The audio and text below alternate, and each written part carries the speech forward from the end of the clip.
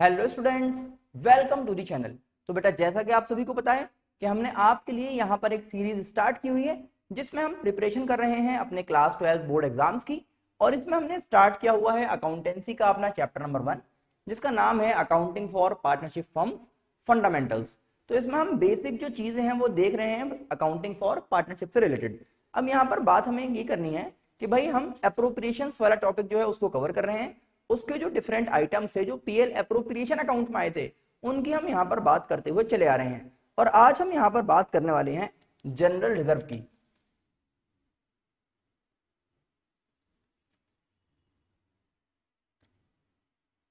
देखिए, रिजर्व से क्या होता है कि आप जब ड्यूरिंग द ईयर कोई भी प्रॉफिट अर्न करते हैं तो उसका कुछ पार्ट जो है वो उठा के अलग रख देते हैं कि इन फ्यूचर अगर कोई भी परेशानी आ जाती है तो वो पैसा आपके पास रखा हुआ है सेफली और वहां से आप उसको यूज कर सकते हैं किसी भी फ्यूचर में आने वाली परेशानी को सॉल्व करने के लिए। कोई भी फाइनेंशियल प्रॉब्लम अगर आपके बिजनेस पे आ रही है और अगर आपने रिजर्व बना के रखा हुआ है तो आप उस पैसे से उस प्रॉब्लम को सॉल्व कर सकते हैं। अब भाई ये है कि जब हमें प्रॉफिट हुआ तो प्रॉफिट से रिजर्व निकालना है। तो रिजर्व किस किस तरह से क्वेश्चन में आपको बता सकता है। क्या टॉपिक देखना चाह रहे हैं हम? ट्रांसफर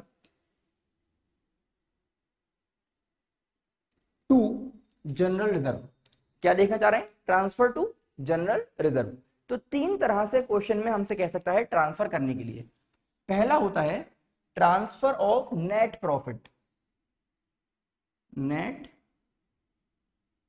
प्रॉफिट फर्स्ट कंडीशन होती है कि हम नेट प्रॉफिट से रिजर्व बना रहे हैं। सेकंड होती है ट्रांसफर फ्रॉम डिविजिबल प्रॉफिट।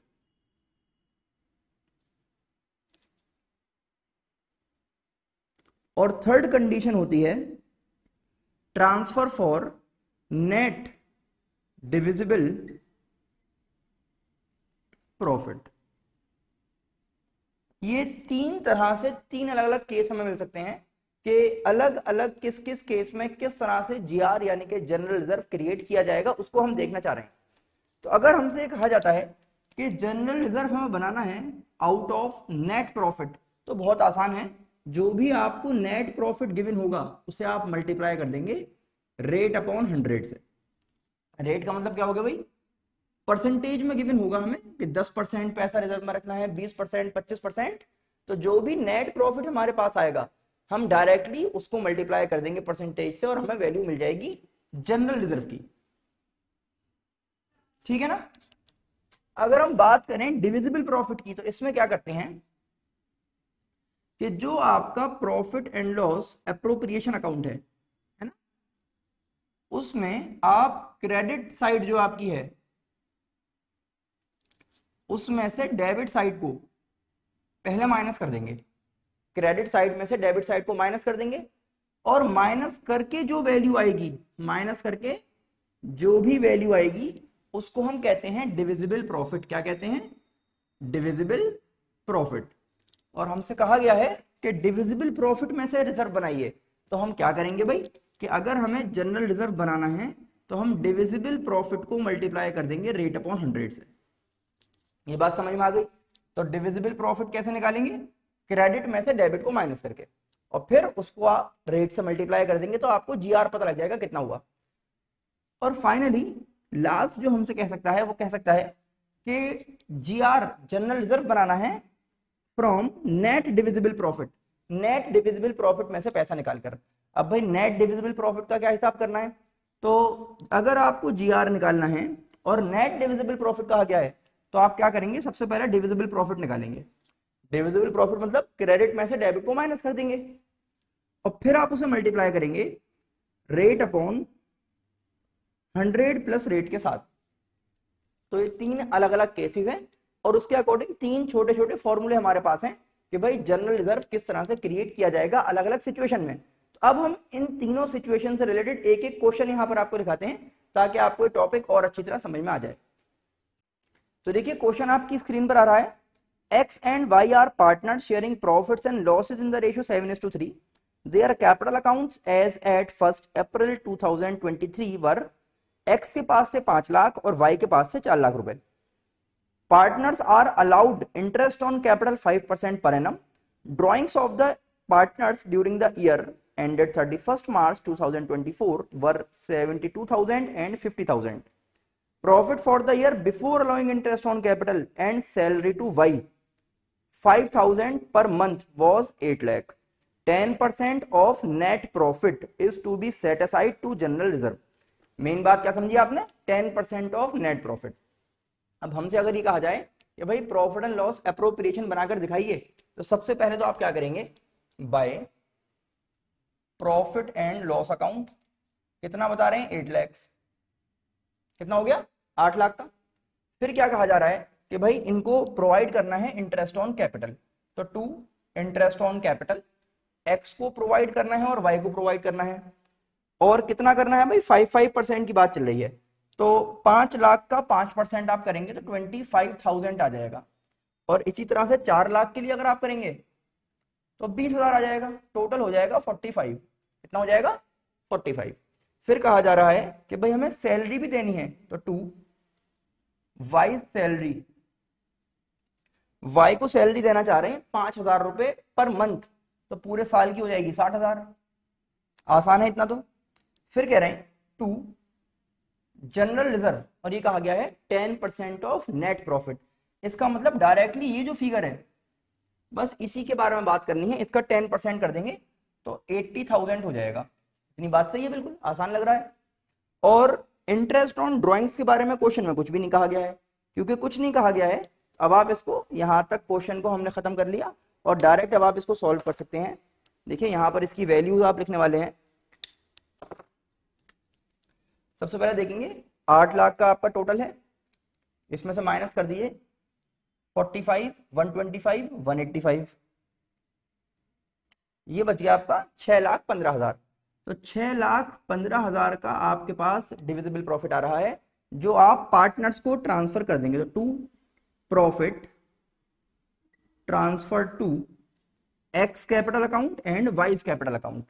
तो 6,15,000 है. और अगर आपने क्वेश्चन देखा तो रेशियो था 7:3. कितना था? 7:3 एक्स और वाई का. यानी कि डिवाइड बाय 10 अगर हम इसको कर दें और इंटू 7 जब कर देंगे तो वैल्यू आ जाएगी 430,500. और फिर आप एक बार इसको 3 से मल्टीप्लाई कर देंगे तो वैल्यू आ जाएगी 184,500. और ये आ जाएगा आपका फाइनल आंसर. आपको इसमें समझना क्या है कि भाई अगर क्वेश्चन में ये कहा गया है कि नेट प्रॉफिट में से कैलकुलेट करना है रिजर्व, तो डायरेक्टली उस 8 लाख का आपने 10% कर दिया और कोई भी इसमें अलग नहीं है. जैसा आपने सीखा था पीएल एप्रोप्रिएशन बनाना, सेम इसी तरह से आपने यहाँ पर इसको सॉल्व कर लिया है. आई होप आपको बात समझ में आ गई होगी कि भाई डायरेक्टली इसी का 10% कर दिया. ये है केस 1. अब हम देखते हैं केस 2 क्या कह रहा था आपसे. तो देखिए सेकंड एक और क्वेश्चन हमारे पास है. सेम वही बात है कि भाई एक्स और वाई यहाँ पर दो लोग हमारे पास हैं जिनका रेशियो है 7:3. उनके फिक्स कैपिटल, इस बार क्या लिखा हुआ है? फिक्स कैपिटल अकाउंट हमारे पास है 5 लाख के हैं और 4 लाख के हैं. फिर आपको बताया जा रहा है कि भाई आईओसी देना है 5% का. फिर आपसे कह रहे हैं कि भाई इनकी ड्रॉइंग्स भी हैं 72,000 और 50,000. और प्रॉफिट हुआ है 8 लाख का जिसमें आपको आईओसी अभी प्रोवाइड करना है और वाई को सैलरी भी प्रोवाइड करनी है 5,000 रुपये महीना की. और अब यहां से है इंपॉर्टेंट बात, 10% ऑफ द डिविजिबल प्रॉफिट. किस चीज का? 10% ऑफ डिविजिबल प्रॉफिट इस बार कहा गया. तो फिर आपने क्वेश्चन स्टार्ट किया. सबसे पहले आपने लिखा by profit and loss account. Same पिछली बार की तरह आपने कहा कि भाई 8 लाख का प्रॉफिट हुआ है. फिर आपको इसमें से आईओसी प्रोवाइड करना है. तो to interest on capital, X है और वाई है. तो एक्स और वाई को आप इंटरेस्ट देना चाह रहे हैं वही 5% का. तो जो पहले वैल्यू आई थी सेम वैल्यू आ जाएगी 25,000 और 20,000. टोटल हो जाएगा आपका 45,000. आसान है बिल्कुल. अच्छा एक बात यहां पर ही समझेंगे कि यहां पर हमसे ये कहा जा रहा है कि फिक्स कैपिटल है. तो क्योंकि फिक्स कैपिटल है तो इस बार पैसा कैपिटल अकाउंट में नहीं जाएगा बल्कि करंट अकाउंट में ट्रांसफर किया जाएगा. ठीक है ना. फिर आपको बता रहे हैं वाई की सैलरी भी है. तो टू वाई सैलरी, और जो वाई की सैलरी है वो वाई के करंट अकाउंट में चली जाएगी. जाहिर सी बात है. 60,000. करंट का नाम क्यों आ रहा है? क्योंकि फिक्स वाला वर्ड यूज कर दिया है क्वेश्चन में. फिर आपको बता रहे हैं जनरल रिजर्व. तो टू जनरल रिजर्व. अब इसको समझिए. इस बार आपसे वही कह रहे हैं कि 10% ऑफ डिविजिबल प्रॉफिट. तो मैंने आपको ये बताया था कि भाई जब आपको डिविजिबल प्रॉफिट का नाम दिया जाएगा तो पहले आपको डिविजिबल प्रॉफिट कैलकुलेट भी करना पड़ेगा, क्रेडिट में से डेबिट को माइनस करके। इसका मतलब 8 लाख माइनस 105, ये आ गया 695। कितना आ गया भाई? 695। और अब इसका 10% कर देंगे, इसका 10% कर देंगे तो वो जीआर बन जाएगा हमारा, यानी कि 69500। ठीक है ना? और फिर बस बात खत्म हो जाएगी। टू प्रॉफिट ट्रांसफर टू, ध्यान रखेंगे एक्स करंट अकाउंट, पहले लिखा था कैपिटल अकाउंट, अब क्या है? Current account. ये बात कहना चाह रहे हैं। फिर आप देखेंगे भाई 8 लाख में से अब इस पूरी वैल्यू को आप माइनस कर लीजिए। यह आसान तरीका ये है कि क्योंकि देखो दो चीजें तो ऑलरेडी माइनस कर चुके हैं, तो ये वैल्यू आई थी ना, इसमें से आप 69500 और माइनस कर दीजिए, और जब आप इसको डिडक्ट कर देंगे तो आपके पास वैल्यू बच जाएगी 625,500। कितना आ जाएगा भाई? 625,500। और इसको हमें करना है 7:3 में, वही रेशियो है पुराना वाला। जब आप इसको 7:3 में कर देंगे तो ये आ जाएगा 437,850, और वैल्यू दूसरी आपको मिल जाएगी 187,650। ये हो गया आपका फाइनल आंसर। इसमें हमने क्या समझा कि डिविजिबल प्रॉफिट का अगर कहा जाएगा तो किस तरह से जीआर कैलकुलेट करना है। एक और है केस 3 जो था हमारा नेट डिविजिबल प्रॉफिट वाला, उसको और समझ लेते हैं। आइए देखिए लास्ट केस जो है हमारा, उसके लिए क्या क्वेश्चन हमारे पास है, इसको समझना चाह रहे हैं। क्वेश्चन में कहा जा रहा है कि भाई ए एंड बी दो लोग हैं जिनका प्रॉफिट है इक्वल, फिर कह रहे हैं उनके कैपिटल हमारे पास है 5 लाख ईच, उनको आईओसी मिलेगा 5% का, ड्रॉइंग्स दे रखी हैं 1 लाख रुपए दोनों की, फिर है सैलरी बी को मिलनी है 5,000 रुपए महीना, और कह रहे हैं नेट प्रॉफिट हुआ है आपको 8,80,000 का। अब यहां पर सुनेंगे 10% of net divisible profit is to be set aside to general reserve. 10% of net divisible profit कहा गया इस बार। जब आप सॉल्व करेंगे सबसे पहले भाई by profit and loss account, ये तो वही है आसान वाला आपका जो आप हर बार लिखते हैं। सबसे पहले आपने प्रॉफिट को ट्रांसफर कर लिया, फिर आप आ गए टू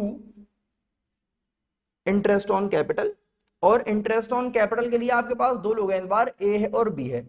इस बार फिक्स वाला वर्ड नहीं है तो आप लिखेंगे ए इज कैपिटल अकाउंट और बी इज कैपिटल अकाउंट, और वही 5% है, 5 लाख का कैपिटल है, तो 25,000 हो जाएगा। ये आ गया 25,000। इसके हिसाब से 50,000 रुपए यहां पर आ गए, बहुत आसान है। फिर कह रहे हैं साहब बी को सैलरी दे दो, तो 2 बी सैलरी,